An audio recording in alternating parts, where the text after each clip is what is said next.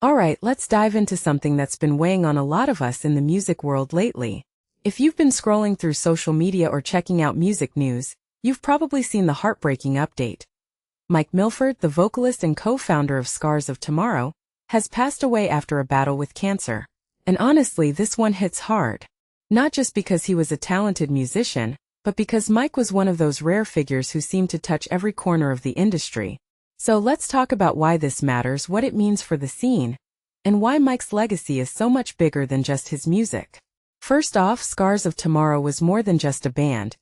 It was a staple in the melodic metalcore scene, especially on the West Coast. Personally, I think what made them stand out was their ability to blend raw, heavy energy with these incredibly melodic moments.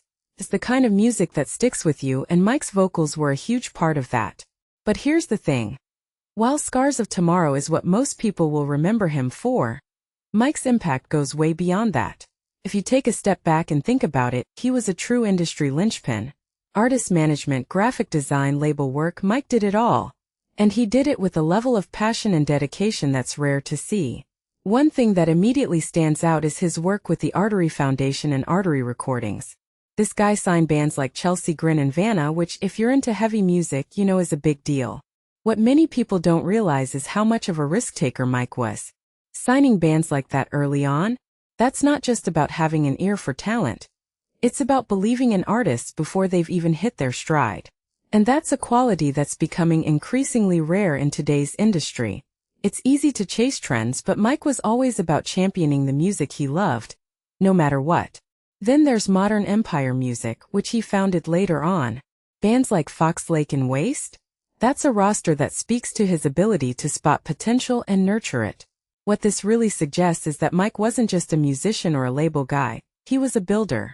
He built communities, he built careers, and he built a legacy that's going to outlast him. And that's what makes this loss so profound. It's not just about losing a voice in the scene. It's about losing someone who was actively shaping it.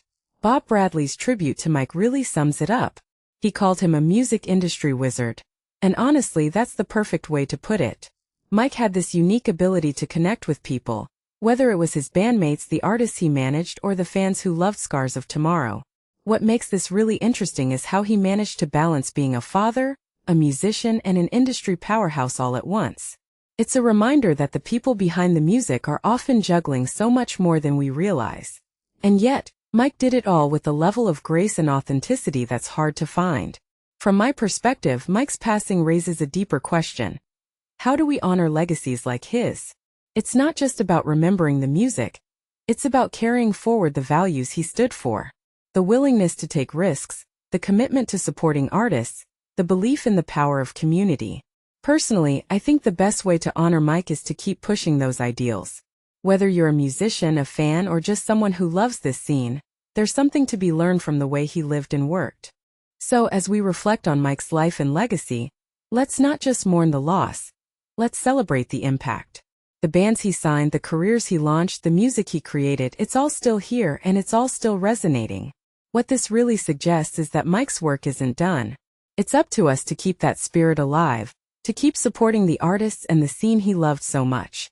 And if there's one thing I'm sure of, it's that Mike would want us to keep moving forward, to keep believing in the power of music to connect us, even in the face of loss. So here's to Mike Milford, a father, a musician, a visionary, and an all-around amazing guy. Rest easy and thanks for everything. And to all of you watching, let's take a moment to appreciate the people in our lives who are building something bigger than themselves. Because in the end, that's what really matters. What do you think? How has Mike's work impacted you? And how do you plan to carry his legacy forward? Let me know in the comments below.